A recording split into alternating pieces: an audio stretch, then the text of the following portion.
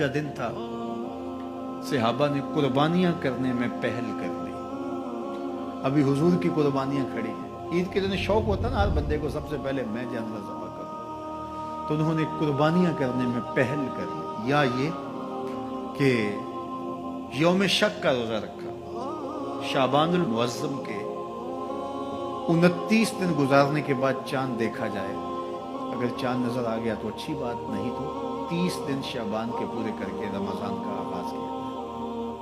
چاند دیکھا گیا، مطلب ابر آلود تھا، چاند نظر نہیں آیا، تو 30 دن پورے کرنے تھے اور پھر روزہ رکھنا تھا۔ تو بعض صحابہ نے روزہ رکھ لیا اس خیال سے کہ مطلع ابر آلود ہے، ہو سکتا ہے چاند طلوع ہوا ہو لیکن نظر نہیں آیا، چلو ہم رکھ لیتے ہیں، اور اگر چاند واقعی نظر آیا ہے تو پھر روزہ ہو جائے گا، نہیں تو نفلی روزہ تو ہوگا۔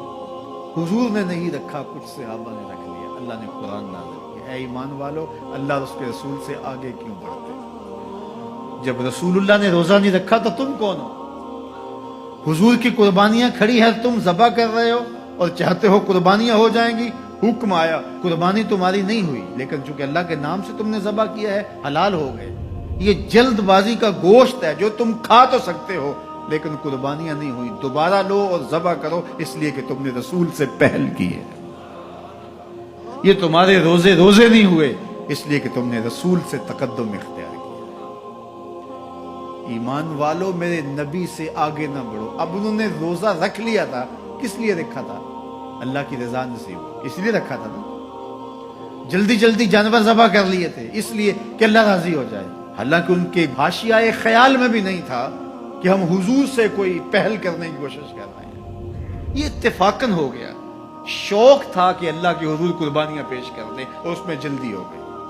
شوق تھا کہ چلو اللہ کی عبادت ہو جائے، شک کے دن کا بھی روزہ رکھ لیتے۔ حضور سے کوئی نہ مقابلہ تھا، نہ حضور سے جلدی کا ذہن تھا، لیکن اللہ نے کہا اگرچہ اتفاقاً ہوا ہے لیکن ہوا تو حضور سے پہلے ہے، لہٰذا میں اس کو گوارا نہیں کرتا۔ یہ تمہاری عبادت ہی نہیں ہے، تمہارا گوشت جلد بازی کا گوشت ہے، کھا سکتے ہو لیکن قربانی تمہیں دوبارہ کرنا ہوگی، اس لیے کہ تم نے میرے رسول سے پہلے کی۔ یہ ہے رسول اللہ کا ادب، یہ ہے رسول اللہ کی تعظیم۔ حدیبیہ کے مقام پر جب صحابہ نے پڑاؤ کیا، عثمان غنی رضی اللہ تعالیٰ عنہ سے فرمایا جاؤ تم جا کے اپنے رشتہ داروں سے کہو ہم لڑائی کے لیے نہیں آئے، ہم تو عمرے کے لیے آئے۔ تو حضرت عثمان غنی گئے تو انہوں نے کہا کہ عثمان ہم عمرہ انہیں نہیں کرنے دیں گے، لیکن اللہ کا گھر سامنے ہے، چلو تم آئے ہو تو طواف کر لو۔ حضرت عثمان غنی نے کہا عجیب لوگ ہو، حضور نہ کرے اور میں کر لوں۔ اللہ اکبر۔ اچھا، صحابہ کے ذہن میں بھی یہ بات آئی، ان کو طواف کا وہاں موقع مل گیا ہوگا، بچھڑے ہوئے تھے، کتنا عرصہ ہو گیا تھا مکے کو چھوڑ کے آئے ہوئے۔ جب حضرت عثمان غنی واپس آئے تو کہا کہ عثمان تم بڑے خوش قسمت ہو کہ تم نے طواف کر لیا ہوگا۔ کہا تمہاری غلط فہمی ہے، میری خوش قسمتی یہ نہیں کہ میں نے طواف کیا، یہ کیسے ہو سکتا ہے؟ حضرت عثمان نے کہا میں 1 سال بھی وہاں رکتا تو طواف نہ کرتا اگر میرے رسول نے نہیں کیا۔ تو دین ہی وہ ہے جو حضور کے تتبع میں ہو، حضور کی اتباع میں ہو، حضور کے پیچھے ہو۔ حضور کے پیچھے لگ کے اللہ ملتا ہے، آگے چل کے نہیں ملتا۔ یہ صحابہ مزاج سمجھتے تھے، لا تقدموا بین یدی اللہ و رسولہ۔ اللہ اکبر۔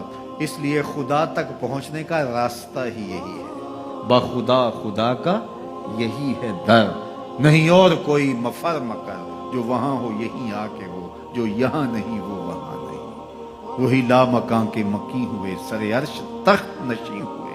یہ نبی ہیں جس کے ہیں وہ مکان، وہ خدا ہے جس کا مکان ہے۔ تو خدا تک پہنچنے کا یہی راستہ۔